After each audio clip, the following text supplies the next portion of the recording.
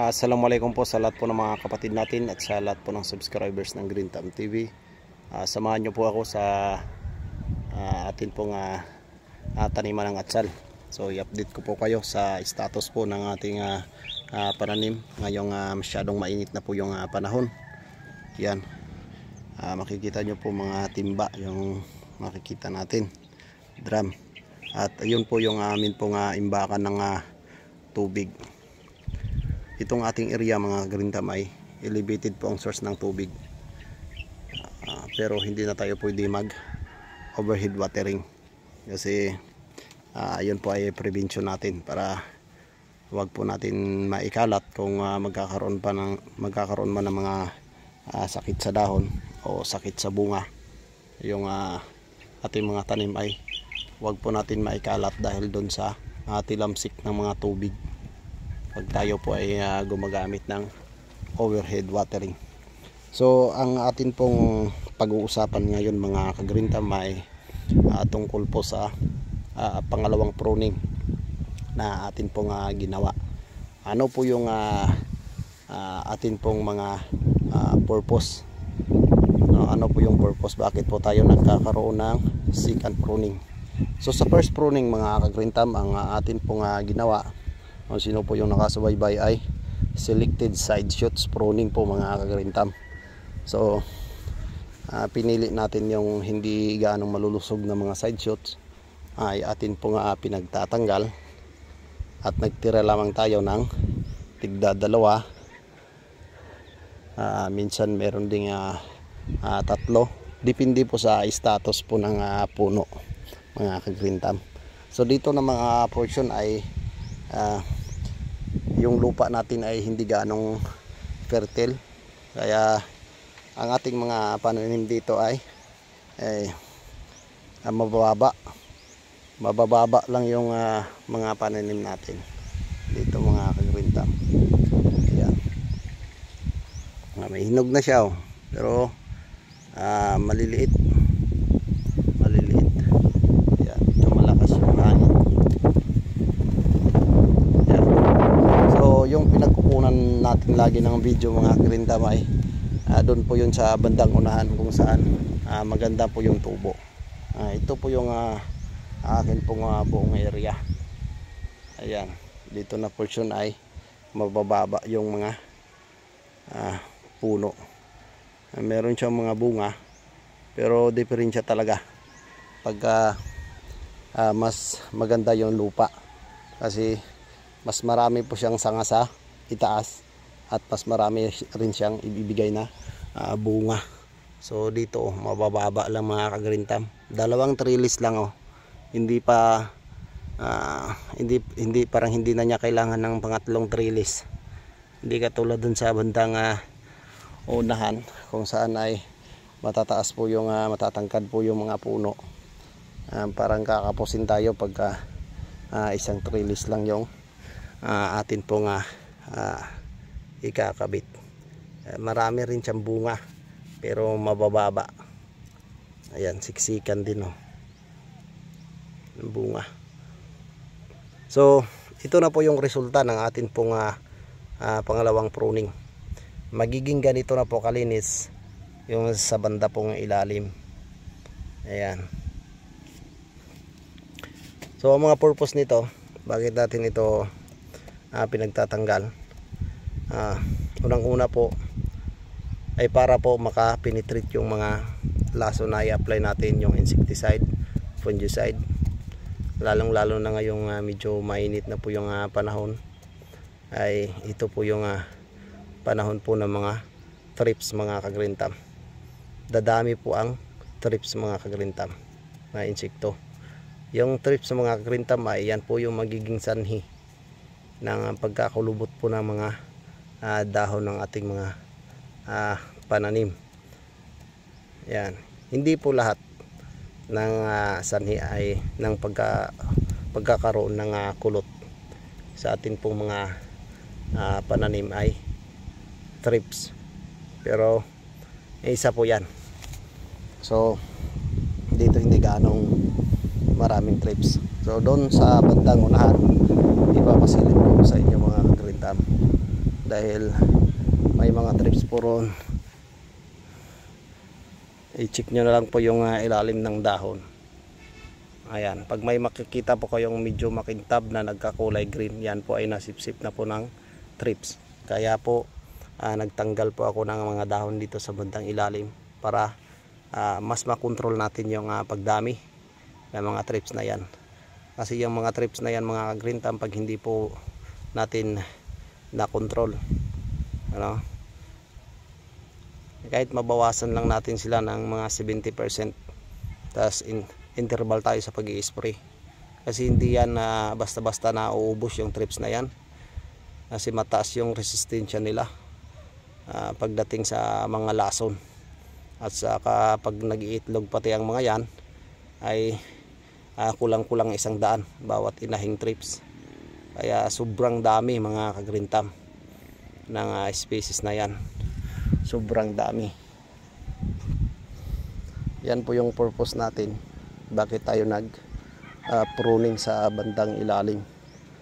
So yung pangalawang purpose natin mga ka-green thumb, bakit po tayo nag-pruning sa bandang ilalim, ay para po ma-expose sa araw yung bunga, no?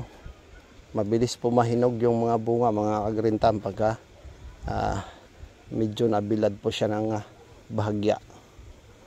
Ayan. Ayan, mabilis po mahinog. At pangatlong purpose natin is para magkakaroon ng preskong hangin sa bandang ibaba. Ang pagkakaroon ng preskong hangin sa bandang ibaba ay ma-prevent po natin yung powdery mildew. Ayan, pagka kulob na po yung hangin dito sa ilalim, kasi sobrang dami po ng dahon, ay may mga fungus po na may isang klase po ng fungus na aatake, na siya pong magiging sanhi po ng powdery mildew. So kung sino po hindi gaano familiar sa sakit na yan, papaliwanag ko po sa inyo. Ang powdery mildew po ay ang kanya pong mga sintomas ay magkakaroon po ng discoloration po sa kanya pong dahon.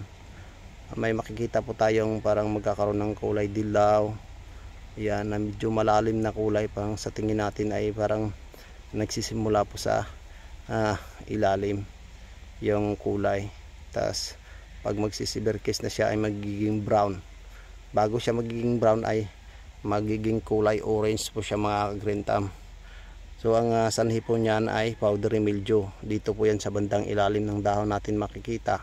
Pagka meron po tayong nakikitang powder dyan na kulay puti, yan na po yung powdery mildew mga ka-green thumb. So yung powdery mildew ay ang resulta po niyan ay malalagplag po yung mga dahon pagka severe case na po yung kaso ng sakit sa atin po mga tanim. At saka pagka nagtandim po yung dalawa na yan, yung thrips at saka powdery mildew, may tendency talaga ng pagkakaroon ng hindi magandang resulta sa ating mga pananim, kasi makakalbo yung ating mga tanim. Ibig sabihin malalaglag yung mga dahon. Walang pinipili yung dahon pagka yan po ay natamaan ng powdery mildew at saka thrips. Kahit medyo mura pa yung dahon, pag naihipan lang ng hangin mga green thumb ay malalaglag na. Ayan. So kung na timing na nagkakaroon na tayo ng pangalawang setting ng mga bunga, medyo mura pa yung bunga, tas nakalbo yung mga puno, sayang talaga, kasi magkakaroon ng sunscald yung ating mga tanim kasi wala na pong canopy. Yan po yung purpose natin, kaya po tayo nagtanggal ng mga dahon sa bandang ilalim, para madaling makapenetrate yung mga laso na i-apply natin, at saka mababawasan natin yung populasyon ng thrips. Kasi yung mga thrips po sa kasi mga green thumb ay nanggagaling po yan sa ilalim ng lupa. So pag akyat nila yan, pag medyo komportable sila dyan sa dahon na yan, dyan po sila mangingitlog at magpaparami. Tas yung mga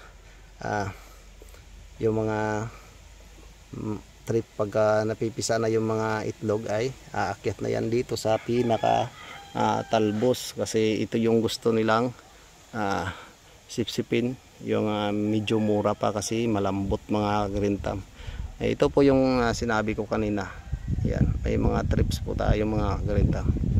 Makikita nyo po medyo kulubot po yung mga dahon.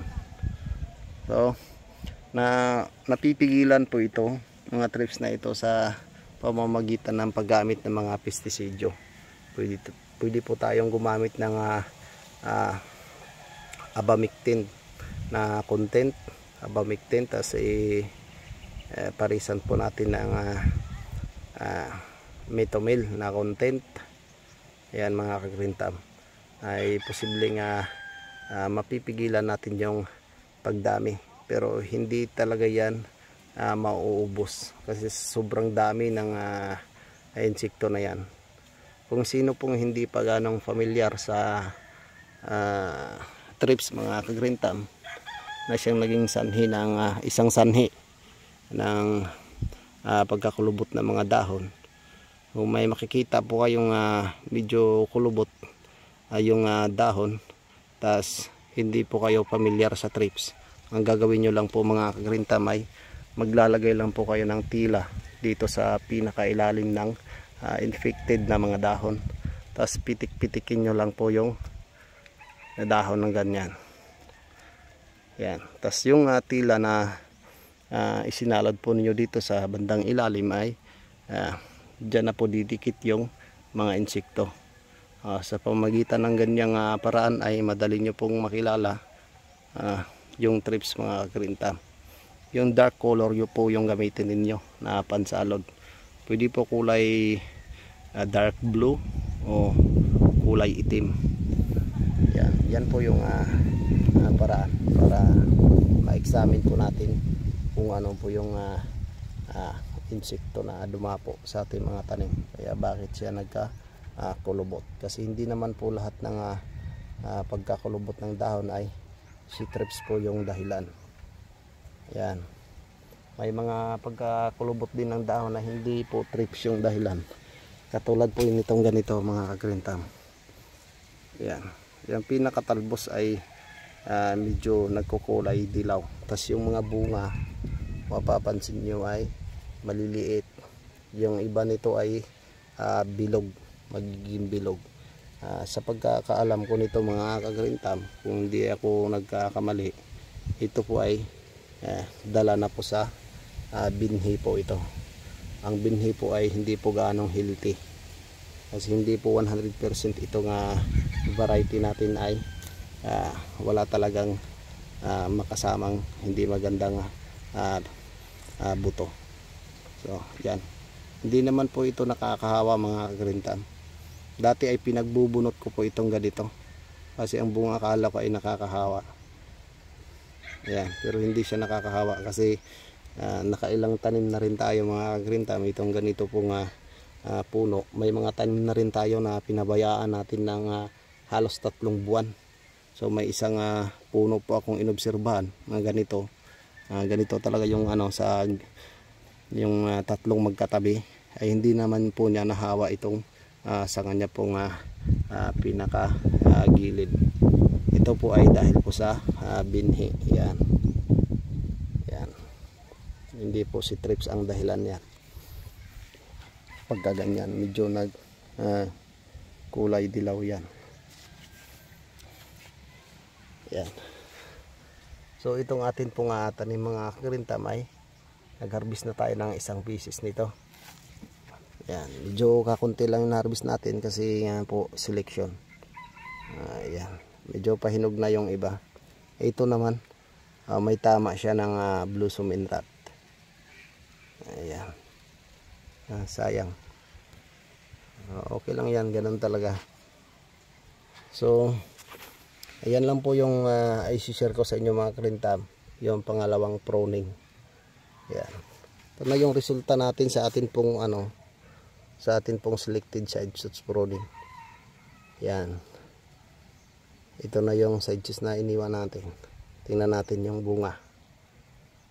1, 2, tatlo, apat. Ito yung pang-apat. Ayan. So may pandagdag na tayo dito sa atin pong pinaka-principal na puno.